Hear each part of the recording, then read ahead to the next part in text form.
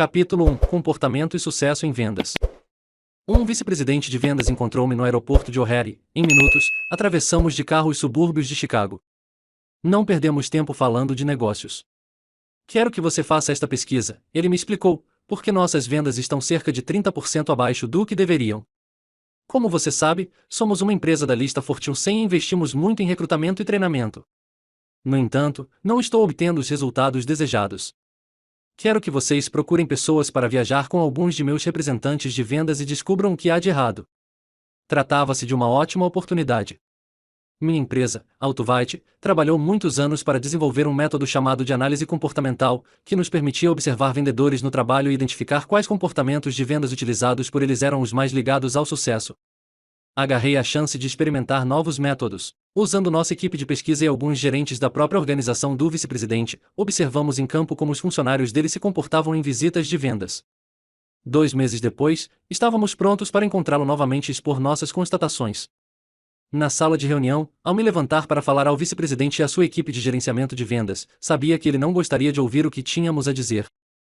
Decidi primeiro tratar de coisas mais amenas, então disse que tínhamos observado 93 visitas e estivemos com alguns de seus profissionais de melhor desempenho e com alguns que, procurei uma forma delicada de dizer, não chegavam a ser os melhores. Sim, ele disse, com impaciência.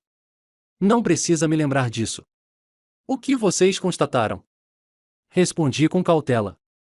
Primeiro vamos discutir o que está acontecendo nas visitas de vendas bem-sucedidas, sugeri, e ver o que as diferencia. Descobrimos. Deixe-me adivinhar, ele interrompeu. Vocês estiveram com alguns de nossos astros. Acho que sei qual é a diferença nas visitas deles. Eles sabem fechar vendas. Estou certo? Hesitei por um momento. Não muito, respondi, pelo menos não se você quer dizer com isso que eles usam muitas técnicas de fechamento. De fato, nas visitas bem-sucedidas registramos muito menos fechamentos do que nas visitas que fracassaram. É difícil acreditar nisso, ele protestou. O que mais descobriu? Antes que eu pudesse responder, acho que lidar com objeções poderia ser tão importante quanto o fechamento, ele admitiu. Talvez meus principais funcionários saibam superar objeções. Algo me dizia que seria uma reunião difícil. Ah, de novo, não foi bem isso, respondi. Descobrimos que suas visitas bem-sucedidas continham muito poucas objeções. Em termos de habilidades na condução de objeções, não notei diferença entre os melhores e os piores funcionários. Obviamente, eu não devia ter dito aquilo. Um dos gerentes de vendas presentes sugeriu: por que você não nos diz o que constatou sobre as habilidades de sondagem? Era uma tentativa de nos ajudar. Acho que isso seria mais útil. O vice-presidente animou-se visivelmente.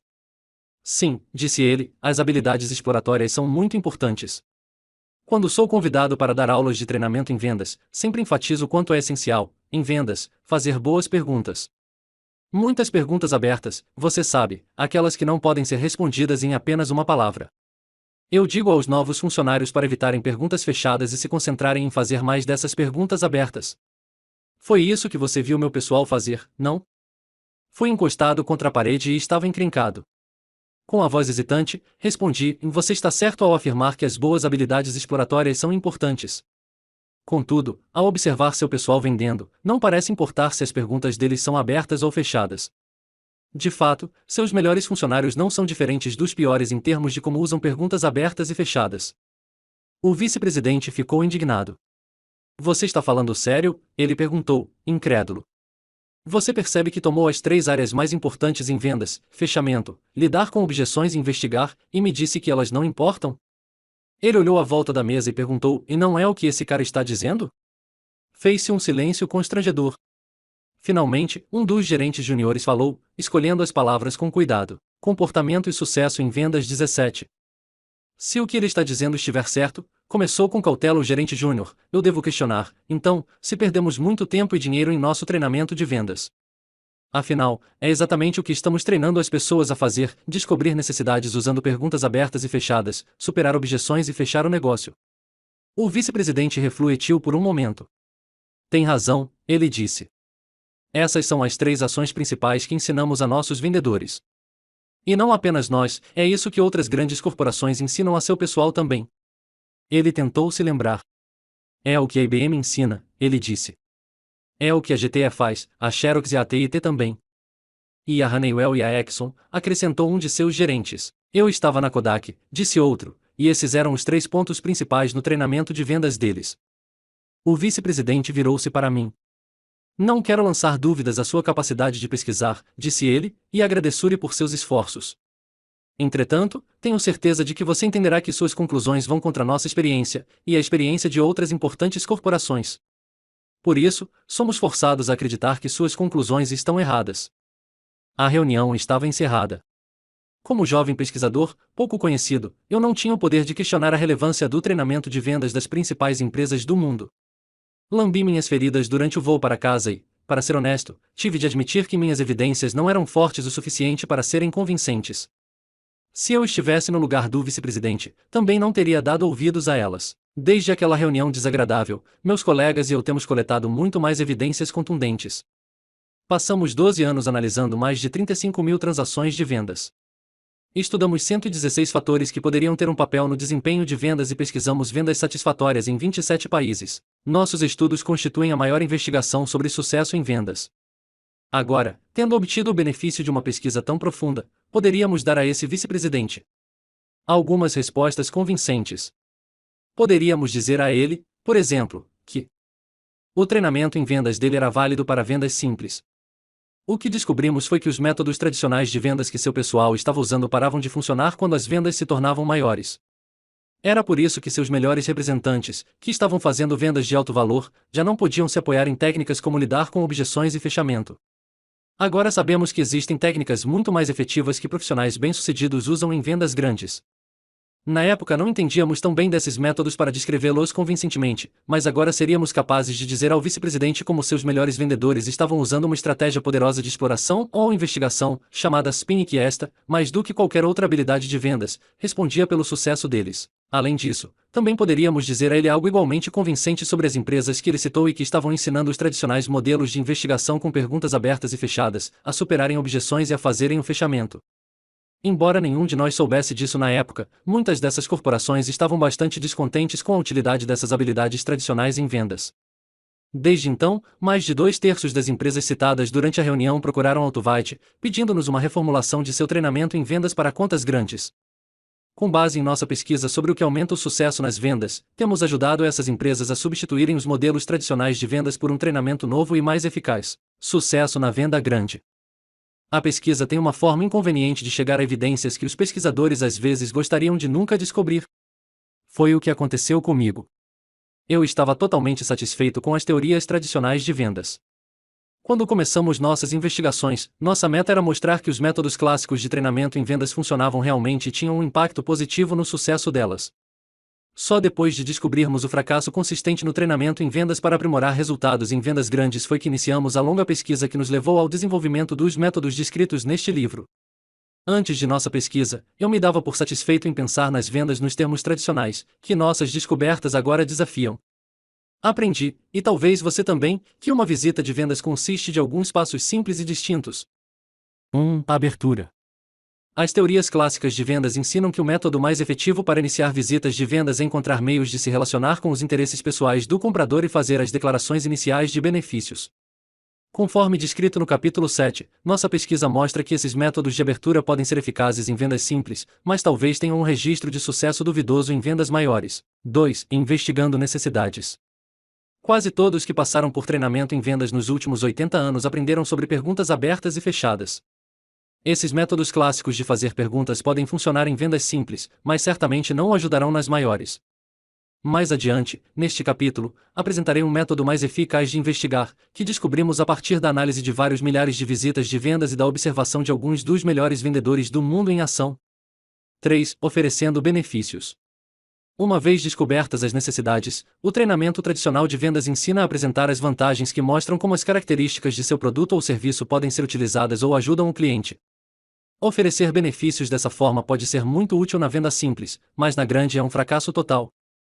O capítulo 5 introduz um novo tipo de benefício que a pesquisa mostra ser bem-sucedido nas vendas grandes.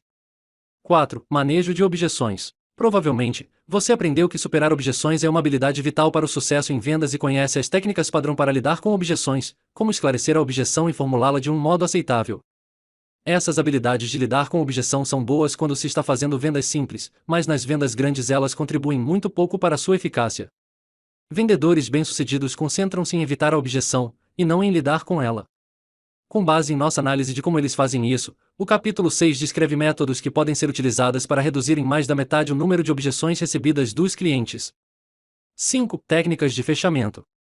As técnicas de fechamento que podem ser efetivas em contas menores realmente irão fazê-lo perder negócios à medida que as vendas tornam-se maiores. A maioria das técnicas de fechamento ensinadas simplesmente não funciona para vendas maiores. O capítulo 2 descreve maneiras efetivas de obter o compromisso do cliente nessas vendas. Em suma, os tradicionais modelos, métodos e técnicas de vendas que a maioria de nós foi treinada a usar funcionam melhor em vendas simples. Por ora, quero definir como simples uma venda que normalmente pode ser completada em uma única visita e que envolve um valor menor em dinheiro. Infelizmente, essas técnicas testadas e comprovadas para vendas de menor valor, a maioria delas data da década de 1920, não funcionam hoje em vendas complexas, de alto valor. O problema com essas técnicas não é que elas estão desatualizadas, as pessoas não as estariam usando depois de 80 anos, a não ser que tivessem algo válido a oferecer. Sua inadequação, e minha razão para este livro, é que essas técnicas só funcionam efetivamente em vendas muito simples, de baixo valor. Uma vez que a maioria dos escritores e designers de treinamento fez a suposição imprecisa de que o que funciona em uma venda simples funcionará automaticamente em uma mais complexa, as pessoas infelizmente passaram a supor que essas técnicas tradicionais de vendas são igualmente válidas em vendas grandes, mas neste livro será mostrado que o que funciona em vendas simples pode afetar o seu sucesso à medida que as vendas crescem, e eu apresentarei nossas descobertas de pesquisa que revelaram modelos novos e melhores para o sucesso em vendas grandes. A venda grande. Escrevo este livro para pessoas cujo negócio é a venda grande, que, como eu, ficaram insatisfeitas com a eficácia dos tradicionais modelos de vendas e estão procurando algo mais sofisticado. Muitos dos vendedores que atendem contas chaves com quem eu trabalho reclamam que os treinamentos de vendas tradicionais os tratam como se estivessem vendendo carros usados. Ou pior, tratam seus clientes como tolos, esperando que sejam seduzidos por afirmações enganosas e manipulação. Programas desse tipo, lamentavelmente, são a regra na maioria das organizações, e não a exceção, e suas recomendações são uma receita para o desastre em vendas grandes. O principal objetivo de nossa pesquisa tem sido substituir esses modelos simplistas por aqueles destinados especialmente à interação de negócios de alto nível que as vendas grandes exigem. Tem-se escrito mais sobre a definição de vendas grandes do que sobre como obter sucesso nesse tipo de vendas, uma vez que estas foram definidas. Não vou aborrecer ninguém com definições. Estou certo de que qualquer que seja o termo utilizado, quer se fale de vendas para contas-chave ou apenas as grandes, qualquer um sabe o que é uma venda grande quando encontra uma. O que farei é passar brevemente por algumas características de vendas grandes em termos de psicologia do cliente. São as mudanças nas percepções e no comportamento do cliente que tornam as vendas grandes diferentes. Vamos examinar algumas dessas diferenças e como elas podem afetar sua venda. Duração do ciclo de vendas. Enquanto uma venda simples, de baixo valor, pode muitas vezes ser efetivada em uma única visita, uma venda grande pode exigir visitas durante meses. Um de nossos ex-colegas de classe, que atua como vendedor no setor de aeronaves, uma vez levou 3 anos sem fazer uma única venda. À primeira vista, parece que estou fazendo a observação óbvia de que as vendas grandes demoram mais para serem feitas. É mais que isso. É importante saber que as vendas que exigem muitas visitas têm uma psicologia completamente diferente daquelas que requerem uma apenas. Um fator-chave é que em uma venda feita em uma única visita a decisão de compra geralmente é tomada na presença do vendedor, mas em uma venda multivisitas as discussões e as deliberações mais importantes prosseguem quando o vendedor não está presente, durante o intervalo entre as visitas. Suponhamos que eu seja um comunicador brilhante capaz de fazer uma apresentação convincente do produto. Eu provavelmente me sairei bem em uma venda pequena. Isso acontece porque a pessoa a quem estou vendendo pode ficar suficientemente impressionada com a excelência de minha apresentação para dizer sim no ato e me dar o pedido. O que ocorre, porém, quando se trata de um ciclo de vendas mais longo, no qual eu não obtenho o pedido imediatamente depois de fazer minha apresentação? Quanto do que eu disse o cliente se lembrará amanhã, depois que eu for embora? Ele seria capaz de repetir minha sofisticada apresentação para seu chefe? Perguntas como essas nos levaram a fazer um pequeno estudo em uma empresa de produtos para escritório, por meio do qual descobrimos que menos da metade dos pontos principais que os vendedores trataram em suas apresentações de produto era lembrada pelos clientes uma semana depois. Pior ainda, os clientes que nos disseram logo após a apresentação que provavelmente comprariam os produtos perderam muito do entusiasmo por eles em uma semana. Uma boa apresentação de produto pode ter um efeito temporário sobre um cliente, mas, alguns dias depois, grande parte dele se perdeu. Por isso, se for possível ter uma decisão no ato, como normalmente pode haver em uma venda de uma única visita, então não há razão para não usar o efeito temporário de uma apresentação de produto para aumentar o entusiasmo do cliente e ajudá-lo a fechar o negócio de imediato. Entretanto, você vai se lamentar se não conseguir uma decisão imediata. Na semana seguinte, seus clientes terão se esquecido de muito do que foi dito e perdido o entusiasmo pelo seu produto. Outra de nossas descobertas, que examinaremos mais detalhadamente no capítulo 6, foi que na venda de uma única visita, é preciso vender o produto sob pressão, superando qualquer objeção e forçando o fechamento do negócio, mas em uma venda multivisitas esse estilo pode ser perigoso e mal-sucedido. Por quê? Talvez a experiência como comprador nos dê a resposta. Lembrou-me, por exemplo, de entrar em um showroom de automóveis há alguns meses. O vendedor era um daqueles tipos insistentes muito comuns no comércio automotivo. Depois de algumas perguntas superficiais, ele me deu um ultimato, usando todos os fechamentos clássicos encontrados em livro. Eu não estava pronto para decidir.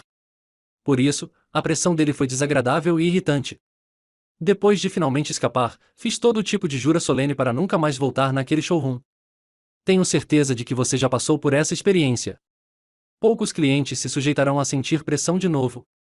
Em termos de sua própria venda, quando se pressiona um cliente potencial, talvez ele não deseje encontrá-lo novamente. A regra parece ser que não faz mal pressionar quando se consegue o pedido na hora, mas uma vez que você e seu cliente se despedem sem efetivar o pedido, a insistência reduziu a chance do sucesso final, e uma vez que o cliente não quer voltar a conversar, talvez nunca se descubra onde houve erro. Logo, embora um estilo de pressão e insistência possa funcionar em vendas menores, geralmente é prejudicial quando são necessárias várias visitas para conseguir o negócio. Grau de compromisso do cliente. Por definição, grandes compras envolvem decisões mais complexas do cliente, e isso altera a psicologia da venda. Em uma venda pequena, o cliente é menos consciente do valor. À medida que o tamanho da venda aumenta, os vendedores bem-sucedidos devem construir o valor percebido de seus produtos ou serviços. A construção do valor percebido é, provavelmente, a habilidade mais importante em vendas maiores. Nós a estudamos em detalhes e vários capítulos deste livro são dedicados a como aumentar o valor do que é oferecido aos clientes. Há muitos anos começamos um estudo que, em virtude de uma reorganização na força de vendas de nosso cliente, nunca foi completado. É uma pena, porque se tratava de como a necessidade de vender valor aumenta à medida que as vendas aumentam. O cliente, que vendia produtos de alto custo, tinha nos pedido orientação quanto à possibilidade de recrutar novos vendedores cuja única experiência anterior em vendas tivesse sido com produtos mais baratos. No ponto onde o projeto parou, estávamos chegando a algumas respostas interessantes. Descobrimos que os vendedores que não eram bem-sucedidos na transição para vendas maiores eram aqueles que tinham dificuldade em construir a percepção de valor do cliente. Lembro-me de encontrar com uma dessas pessoas não muito bem-sucedidas no aeroporto de Buffalo, antes de sair com ele para fazer algumas visitas. Sentado em um banco, com sua maleta aberta, ele estava cercado de literatura de produtos suficiente para manter uma fábrica de papel reciclado funcionando durante meses. Ele explicou, desanimado, que estava estudando os detalhes do produto porque acreditava que isso o ajudaria a ser bem-sucedido. Em meu último emprego, ele explicou, eu vendia bens de consumo e o meu conhecimento de produto fazia diferença. Ele podia ter razão, mas foi seu conhecimento de produto que o impediu de ter sucesso uma hora depois, quando não conseguiu convencer uma gerente de escritório a comprar uma grande copiadora. Era compreensível o nervosismo da cliente só de pensar em gastar dezenas de milhares de dólares. O vendedor tentou lidar com essa incerteza conversando sobre detalhes do produto, mostrando todo o seu conhecimento recém-adquirido do produto. Não funcionou. A cliente não estava disposta a comprar porque não via valor suficiente para justificar uma decisão tão importante. Afinal, suas copiadoras funcionavam relativamente bem. É certo que havia problemas de confiabilidade e que a qualidade das cópias não era excelente, mas esses fatores justificariam um gasto na casa de 5 dígitos? Ela jamais faria isso, e tudo que o vendedor sabia de cor não alteraria o fato básico de que sua cliente não percebia o valor. Como ele deveria ter conduzido a visita? Os capítulos posteriores sobre a metodologia SPIN mostrarão em detalhes como construir um valor crescente em casos como este. A lição extraída da visita em Buffalo é: o que pode funcionar bem na venda menor pode agir contra você em vendas maiores. O relacionamento contínuo. A maioria das vendas grandes envolve um relacionamento contínuo com o cliente. Em parte, isso ocorre porque as compras grandes geralmente exigem apoio pós-vendas, o que significa que o comprador e o vendedor devem se encontrar uma ou mais vezes após a venda. Além disso, as pessoas que vendem bens ou serviços de alto valor em geral obtêm grande parte de seus negócios cultivando seus clientes existentes. Em contrapartida, uma venda menor pode ser um evento único em que o comprador nunca mais encontrará o vendedor. Como a duração do relacionamento afeta a psicologia de decisão do cliente?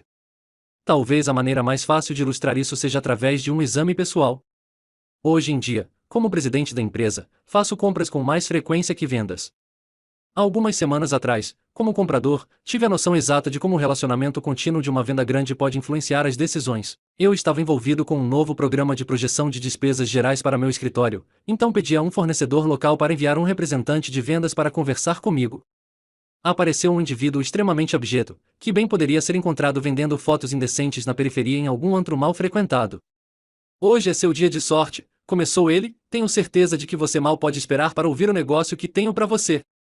Na verdade, mal podia esperar que ele saísse de minha sala. Contudo, o preço dele era bom, eu precisava de um programa de projeção e nunca mais o veria. Então, encurtei a apresentação de vendas dele, dei-lhe o pedido e em 5 minutos ele foi embora. Do ponto de vista dele, a venda foi um sucesso. De certo modo, também foi um sucesso para mim, como comprador. Adquiri um novo programa de projeção a um bom preço, e só levou 5 minutos repugnantes. Mais tarde, naquele dia, eu me envolvi em uma venda mais significativa. Estávamos pensando em mudar tanto o hardware quanto o software de nosso sistema contábil. A mudança significaria alguns computadores novos, uma solução integrada de software contábil e 6 meses para integrar tudo. Estimei que falávamos de uma decisão de $70.000. O vendedor era uma pessoa sensata, talvez um pouco superficial e ansiosa demais para fazer o negócio, mas certamente, representava um excelente aprimoramento em relação ao representante de programa de projeção de despesas gerais de quem efetuei uma compra naquele dia. No entanto, à medida que a visita prosseguiu, eu comecei a hesitar. Quanto à venda do programa de despesas gerais, o preço era bom, e certamente eu precisava de um novo sistema, mas relutava cada vez mais em ir em frente. Pensaremos nisso e o avisaremos, eu lhe disse. Depois, quando analisei o que tinha acontecido, percebi que hesitei na compra do sistema informatizado porque eu não estava apenas adquirindo um produto, mas iniciando um relacionamento. Ao contrário do caso do programa de projeção de despesas gerais, quando eu esperava fervorosamente nunca mais ver o vendedor, com o computador eu estava iniciando uma decisão em que teria de trabalhar com o vendedor durante alguns meses. Não tinha certeza de que queria fazer isso. Qual é a moral da história? Mais uma vez isso mostra que o que funciona em vendas menores pode se tornar inapropriado, à medida que o tamanho da decisão aumenta. Em uma venda pequena é relativamente fácil separar o vendedor do produto. Embora eu odiasse o vendedor do programa de projeção, gostei do produto o suficiente para comprá-lo. Com a decisão maior, porém, ficava cada vez mais difícil separar o vendedor do produto.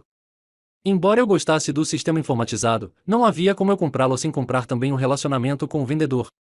Uma vez que decisões maiores geralmente incluem um envolvimento contínuo com o cliente, elas exigem um estilo de venda diferente. Os capítulos seguintes analisam qual é essa diferença e como usá-la para construir relacionamentos duradouros com o cliente. Se você se parece com os vendedores de contas-chaves com quem trabalho, às vezes se sentirá uma peça muito pequena da engrenagem de uma máquina de vendas grande e impessoal. Frequentemente é difícil perceber um impacto mensurável de seu trabalho. Por isso, deve ser reconfortante saber que, à medida que as vendas crescem, o cliente coloca mais ênfase no vendedor como um fator na decisão. Em uma venda grande, produto e vendedor podem se tornar inseparáveis na mente do cliente. O risco de erros. Em uma venda pequena, os clientes podem assumir riscos porque as consequências dos erros são relativamente pequenas. Eu mesmo tenho um closet cheio de bugigangas que comprei e não funcionaram ou tiveram menos utilidade do que eu imaginara. A prateleira de cima contém, entre outras coisas, 2 discadores automáticos, uma cafeteira sofisticada e um relógio que anuncia a hora completa com um sotaque eletrônico improvável. Imagino que não seja o único a comprar coisas inúteis de vez em quando, talvez você tenha uma prateleira semelhante. Em todas as minhas compras inadequadas há um fator comum, ninguém precisa saber que eu errei. Se foi uma decisão de negócio, consegui escondê-la em meu orçamento de modo que nem a cronicamente desconfiada Beth, nossa controller orçamentária de olhos de águia, consiga descobrir. Em uma decisão maior, porém, é diferente. Se eu compro o carro errado, não posso colocá-lo na prateleira onde minha esposa não perceba. Quando estou procurando um novo computador, pelo menos 10 pessoas em minha empresa participam da decisão e, uma vez instalado, todos o usarão. Então, se o computador não funcionar, toda a minha empresa saberá que eu fiz uma escolha ruim. Decisões maiores são mais públicas e uma decisão ruim é muito mais visível. Os clientes têm mais cuidado quando a decisão cresce. O preço da compra é um fator que aumenta a cautela, mas o medo de cometer um erro público pode ser até mais importante. Certa vez tive um cliente em Londres que comprou um projeto de pesquisa de $40.000 de mim em uma venda feita durante apenas uma manhã. A decisão envolvia seu orçamento e o de ninguém mais. Se a pesquisa não funcionasse, ele teria uma maneira de embutir o custo de modo que seria o único a saber. Por outro lado, tive de negociar muito mais tempo e com muito mais dificuldade com aquele mesmo indivíduo para fazê-lo gastar $1.500 adicionais em uma área em que seus colegas estariam diretamente envolvidos. Os 4 estágios de uma visita de vendas. Vendas grandes são significativamente diferentes de vendas menores em termos de psicologia do cliente. Como resultado, exigem habilidades muito distintas de vendas. Seria tentador, com base nessas diferenças psicológicas, ir adiante e argumentar que tudo sobre a venda maior deva ser singular e diferente, mas isso seria tão inverídico quanto a suposição geral de que todas as vendas, grandes ou pequenas, exigem habilidades idênticas. Entretanto, um dos modelos mais simples de uma visita de vendas parece ser aplicável à venda, qualquer que seja seu tamanho. Quase todas as visitas de vendas que você possa imaginar, da mais simples à mais sofisticada, passam por 4 estágios distintos: a abertura e investigação, demonstração de capacidade, obtenção do compromisso. 1. Abertura. Compreende as ações de aquecimento que ocorrem antes de iniciar a venda. Inclui aspectos como a maneira como se apresenta e como inicia a conversa. Algumas pessoas acreditam que a abertura é muito mais importante do que a palavra sugere. Inúmeros vendedores bem-sucedidos me dizem confiantes que é nos 2 primeiros minutos de uma visita que o cliente forma impressões iniciais cruciais que influenciarão o resto da venda. Qual é a importância desse impacto inicial? Quanto contam as primeiras impressões? Partilharei com você no capítulo 7 algumas pesquisas que nos levaram a concluir que em vendas maiores a abertura tem menos influência no sucesso do que pensávamos. 2. Investigação. Quase toda venda envolve a descoberta de algo por meio de perguntas. Pode-se descobrir necessidades ou ter um entendimento melhor dos clientes e de suas organizações. Como veremos, isso é muito mais que a simples reunião de dados. Investigação é a mais importante de todas as habilidades de vendas, e é particularmente crucial em vendas maiores.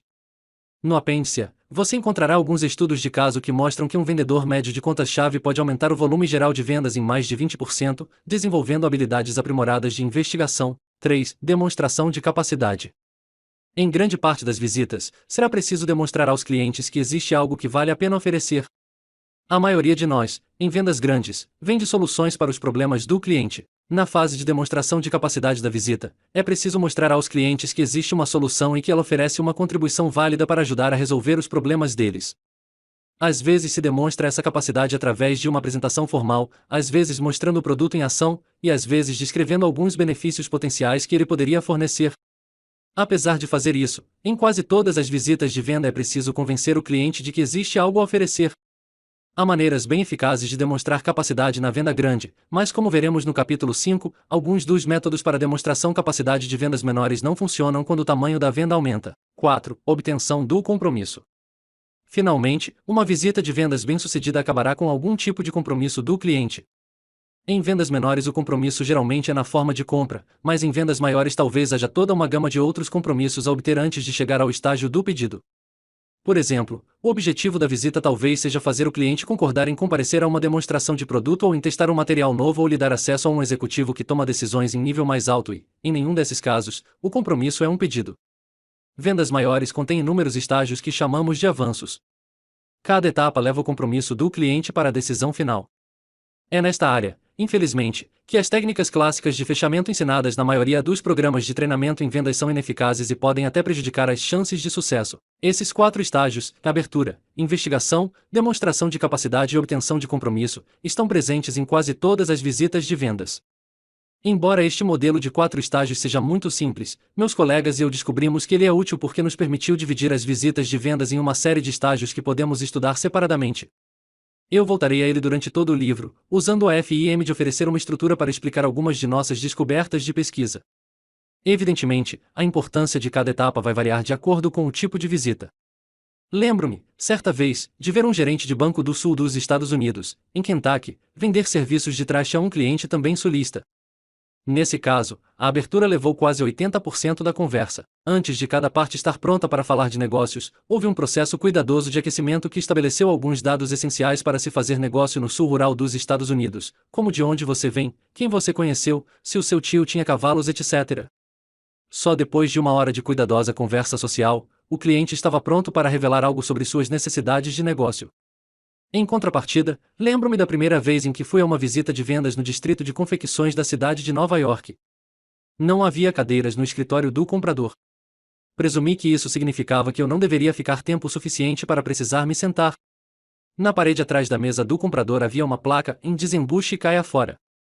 Nessa visita a abertura consistia de "Olá, serei breve" do vendedor e um grunhido do comprador. Às vezes, a investigação pode levar quase toda a visita. Em vendas de serviços de consultoria, por exemplo, seria preciso descobrir muito sobre as necessidades do cliente antes de determinar se haveria base para um relacionamento profissional. Observei uma visita de vendas que durou um dia inteiro, feita por um consultor gerencial, em que todo o tempo, com exceção de 15 minutos, foi gasto na investigação. No entanto, em outro extremo, já vi visitas em que a etapa de investigação consistiu de apenas uma pergunta, o resto da visita envolveu uma elaborada demonstração de produto. Portanto, o equilíbrio exato dos 4 estágios dependerá do tipo de visita, seu propósito e onde ela acontece no ciclo de vendas. Contudo, a maioria das visitas inclui todos os 4 estágios, mesmo que algumas delas sejam muito breves. Qual estágio é o mais importante? Todos os 4 estágios são igualmente importantes para assegurar o sucesso de uma visita ou um é mais vital que os outros? A julgar pela ênfase dada pelo treinamento de vendas, pelos livros sobre vendas ou por gerentes experientes, a etapa de obtenção de compromisso se destaca como clara vencedora em termos de importância. Quero citar um gerente de vendas em Rochester que, durante nossa pesquisa, escreveu-me uma carta na qual explicava por que ele pensava que obter compromisso era a etapa mais crucial da visita. O resultado, ele escreveu, é que se você não consegue fechar, não consegue vender. Estou convencido de que a maior parte dos vendedores é fraca de fechamentos. Se há uma coisa que eu desejo que meu pessoal faça melhor, é ser capaz de obter o compromisso do cliente com fechamentos melhores. Tenho certeza de que a maior parte dos gerentes que praticam vendas teria a mesma opinião. Levantei a questão sobre a importância relativa dos 4 estágios de visitas porque a resposta depende do tamanho da venda. Em vendas pequenas, há certa evidência a sugerir que esse gerente que me escreveu está certo. As pessoas que sabem obter o compromisso, que são boas em fechamento, como diríamos, de fato têm muito sucesso em vendas menores. Na venda grande é outra história, o estágio da investigação. O sucesso na venda grande depende, mais do que qualquer outra coisa, de como é conduzida a investigação na visita. Coletamos dados sobre habilidades de investigação de estudos extensos que envolvem muitos milhares de visitas de vendas. Vamos começar revisando o estágio da investigação da visita e por que ele é tão importante. Quase toda visita, como já disse, envolve investigar, descobrir algo sobre o cliente que lhe permitirá vender mais efetivamente, e para investigar é preciso fazer perguntas. Cada um de nossos primeiros estudos de vendas, no final da década de 1960, chegou à mesma conclusão fundamental: havia muito mais perguntas nas visitas de sucesso, aquelas que geram pedidos e avanços, do que naquelas visitas que resultaram em continuações e não vendas, que classificamos como sem sucesso. Perguntas e sucesso. Não há dúvida sobre isso, as perguntas convencem mais que qualquer outra forma de comportamento verbal. E isso não acontece só nas vendas. Estudos de negociações, interações entre diretores, entrevistas de desempenho, e discussões de grupo, para citar apenas algumas das áreas estudadas pela Ottawhite e por outras equipes de pesquisa, todos chegaram ao mesmo fato básico. Há uma clara associação estatística entre o uso de perguntas e o sucesso da interação. Quanto mais perguntas, maior a probabilidade de que a interação seja bem-sucedida. E alguns tipos de perguntas são melhores que outros. Tem sido prática padrão em vendas distinguir entre 2 tipos de pergunta, abertas e fechadas. Perguntas fechadas podem ser respondidas com uma única palavra, frequentemente sim ou não. Exemplos típicos de perguntas fechadas seriam: você toma as decisões de compra, ou seu negócio atual tem mais de 5 anos? Em alguns programas de treinamento estas são chamadas inquirições diretivas. Perguntas abertas exigem uma resposta mais longa. Exemplos típicos seriam: poderia me dizer algo sobre seu negócio? Ou por que isso é importante para você? Perguntas abertas às vezes são chamadas de sondagem indireta. Esse não é um conceito novo. E. K. Strong escreveu sobre vendas com perguntas abertas e fechadas em 1925, e há evidências de que a distinção remonta bem antes. A maioria dos escritores durante os últimos 80 anos adotou a distinção entre perguntas abertas e fechadas e geralmente fez as seguintes observações sobre elas. Perguntas abertas têm mais força que as fechadas porque fazem o cliente falar e frequentemente revelam informações inesperadas. Perguntas fechadas têm menos força, embora sejam úteis com determinados tipos de clientes, como o comprador falante que não consegue parar de falar. Embora as perguntas fechadas tenham menos força, pode-se ser compelido a usá-las em determinados tipos de visita, por exemplo, quando se dispõe de muito pouco tempo. Entretanto, alguns escritores duvidam disso. Perguntas abertas são extremamente importantes para o sucesso na venda maior, embora perguntas fechadas possam ter sucesso se a venda for pequena. Um objetivo geral do treinamento de vendas deveria ser ajudar as pessoas a fazerem mais perguntas abertas. Essas conclusões parecem ser perfeitamente razoáveis e lógicas. Entretanto, elas serão válidas? Até onde eu poderia dizer, ninguém nunca investigou cientificamente se o sucesso da visita foi influenciado pelo uso de perguntas abertas ou fechadas. Pareceu-me uma área ideal para pesquisa. Executamos vários estudos e ficamos surpresos ao descobrir que não há relação mensurável entre o uso de perguntas abertas e o sucesso. Em uma empresa manufatureira, acompanhamos 120 visitas e descobrimos que aquelas com muitas perguntas fechadas eram muito prováveis de levar a pedidos e avanços. Em outro estudo em uma empresa de alta tecnologia, não descobrimos diferenças na composição de perguntas abertas e fechadas entre aquelas que têm desempenho alto e médio. Alguns dos melhores vendedores nessa empresa muito bem-sucedida não faziam perguntas abertas durante as visitas em que foram observados, todas as perguntas deles podiam ser respondidas com apenas uma palavra. No outro extremo, muitos dos melhores profissionais faziam apenas perguntas abertas. Alguns usavam os dois tipos. Não havia relação identificável entre sucesso e o uso de perguntas abertas e fechadas. Nós até executamos alguns estudos para descobrir se pessoas bem-sucedidas tendiam a iniciar a visita com perguntas abertas e então passavam para perguntas fechadas à medida que a argumentação continuava. Descobrimos que alguns vendedores bem-sucedidos adotaram, de fato, esse padrão. Todavia, também descobrimos um número igual de casos em que as pessoas obtinham sucesso começando com perguntas fechadas, e então, passavam progressivamente para perguntas abertas. Em outras palavras, nenhum de nossos estudos mostrou que a distinção clássica entre perguntas abertas e fechadas precisa de qualquer significado em visitas de vendas de alto valor. A maioria das empresas está gastando uma fortuna para ensinar às pessoas uma distinção que, pelo menos na venda grande, não acrescenta nada em termos de aprimorar os resultados de vendas. Em uma estimativa conservadora, as corporações do mundo todo estão gastando acima de $1 bilhão por ano em treinamentos de vendas que ensinam às pessoas uma técnica irrelevante de questionamento. E o mais incrível é que, até nosso pequeno estudo, ninguém havia realizado pesquisa objetiva para descobrir se havia validade em tudo o que estava sendo ensinado sobre perguntas abertas e fechadas. Uma nova direção. Decidimos que o foco de nossa pesquisa seria desenvolver modelos novos e positivos para formular perguntas que poderiam substituir os antigos, que estavam sendo muito insatisfatórios. A partir da observação de visitas de vendas, estava claro que pessoas bem-sucedidas não faziam apenas perguntas aleatórias. Havia um padrão distinto na visita bem-sucedida. Se pudéssemos vincular esse padrão ao sucesso, teríamos uma maneira melhor de pensar na investigação do que a distinção aparentemente relevante entre perguntas abertas e fechadas. Como se verá nos capítulos a seguir, descobrimos que as perguntas na visita bem-sucedida tendem a seguir uma sequência que chamamos de SPIN. Em suma, a sequência SPIN de perguntas é 1. Perguntas de situação.